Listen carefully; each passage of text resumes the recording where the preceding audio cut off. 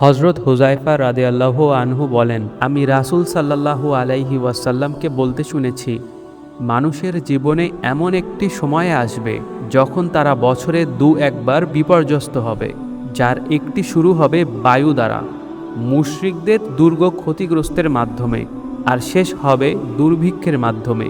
আর এই দুর্ভিক্ষ শেষ হতে না হতেই মুশরিকরা একটি ফিতনা সৃষ্টি করবে, যার মোকাবেলা করার জন্যে হিন্দুস্তানের পূর্ব দেশ থেকে মুসলিমদের একটি জামাত ধাবিত হবে।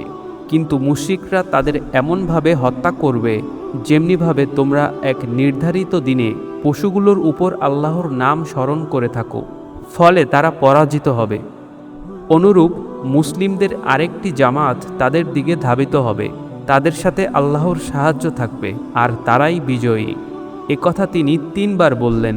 অতঃপর বললেন, তাদের নেতা হবে দুর্বল।